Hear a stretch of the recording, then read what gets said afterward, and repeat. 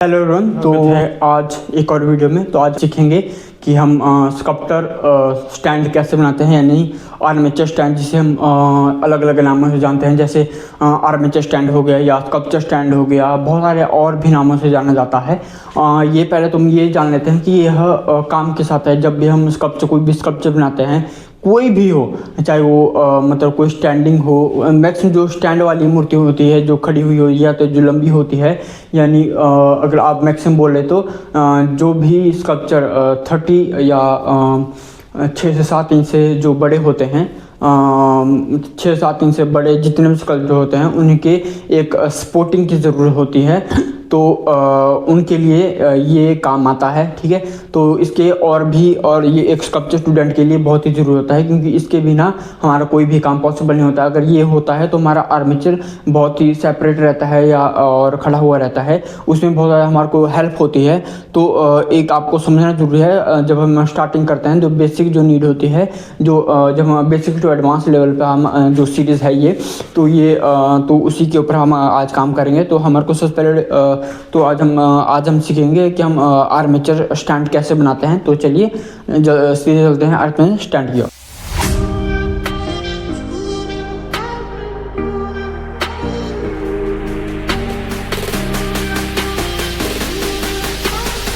तो सबसे पहले हम बात कर लेते हैं कि आपको क्या क्या चाहिए। एक आपको चाहिए प्लायर, जो प्लास रहते हैं ये, एंड एक सरिया, एक जो सरिया है ये, एंड एक चाहिए आपको 18 इंच की ऐसी पाइप, ये वाली चाहिए, एंड एक ही चाहिए ये, जो अगर आपको ये सारा मटेरियल आपको हार्डवेयर की शॉप में मिल जाएगा। एंड ये आपको मांगना है कि आपको हमें बोर्ड पर ऐसे लगाना है, तो ये उनके पास दुकान हार्डवेयर वाल शॉप के पास ये मिल जाता है। एक एक्सा ब्लेड ये, जो और हमारे पास कुछ और चीज़ें चाहिए होती है, एक ये दो क्लैंपर, दो ये क्लैंपर है ये हमारे को चाहिए, एंड कुछ स्क्रू ड्राइवर चाहिए। ठीक है, एंड इसको कसने के लिए आपको कुछ भी है वो मेरे पास टूल है, मैं उनसे काम कर लूँगा। ठीक है, तो सबसे पहले तो हम जो हमारा जो सेंटर पॉइंट है उसे हम देख लेंगे।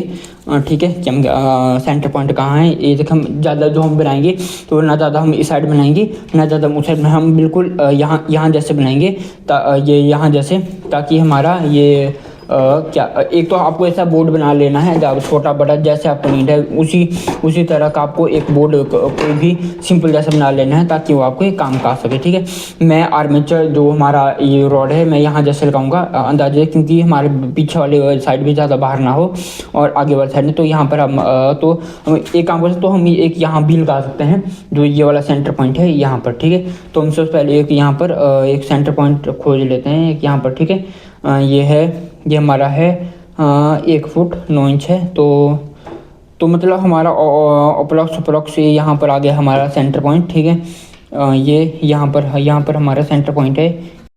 तो ये देखिए, हमने एक यहाँ जैसे लगा लेना है, तो जो हमने यहाँ पर है इसे सिंपली ये इसे किससे बिल्कुल सेंटर में हम ले लेंगे, ना इस साइड करेंगे ना इस साइड, क्योंकि हमारा बहुत ज़्यादा काम आता है। तो हमें ये कोशिश करो कि बीच में ही लगे। ठीक है, एंड उसके बाद हमारा सिंपली हम एक इसे निशान लगा लेंगे। ठीक है, एंड तो ये देखिए मेरे पास ये है, मेरे पास पेचकस वगैरह कुछ भी नहीं है, तो हम सिंपली इनसे ये यहाँ पे लगा देंगे। इनका प्लस पॉइंट ये है कि यह बाद में निकालने के लिए भी अच्छे रहते हैं। तो हमें अगर आपके पास स्क्रू ड्राइवर है तो आप उनसे काम कर सकते हैं। ठीक है,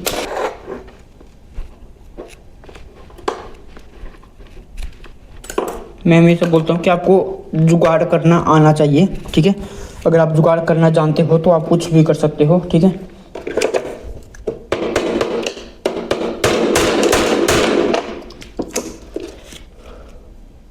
ये देखिए, अगर आपको कुछ भी नहीं है तो चाकू है, तो चाकू से भी आप कर सकते हो। तो गाइस, हमने ये यहाँ पर लगा दिया है। ठीक है, अब हम सिंपली 18 इंच वाली पाइप, ये 18 इंच की पाइप है। ठीक है, अब हम ये 18 इंच लंबी है। ठीक है, अब हम इसे सिंपली इसमें पोर कर देंगे। ठीक है, टाइटली हम इसमें कर देंगे। ठीक है, ये वाला सही, ये वाला। ठीक है, अब ये देखिए, ये हमारा बिल्कुल हार्डली स्मूथ हो गया है। ठीक है, अब 14 इंच का है, एक यहाँ पर। अब हम सिंपली इसके अंदर से इसको हम मोड़ देंगे। ठीक है, इसके बाद हम सिंपली ये दो ले लेंगे एंड हमने एक अलग अच्छे से मोड़ लिया है, ठीक है। एंड इसको सिंपली यहाँ पर पोर कर देंगे, एक यहाँ पर, ठीक है। इसमें दो लगा देंगे ताकि यह बिल्कुल पक्का मजबूत हो जाए, ठीक है। एंड ये आपको कलम दो लेने हैं, हार्डवेयर शॉप पे में आपको यह इजीली मिल जाएंगे, ठीक है। देखिए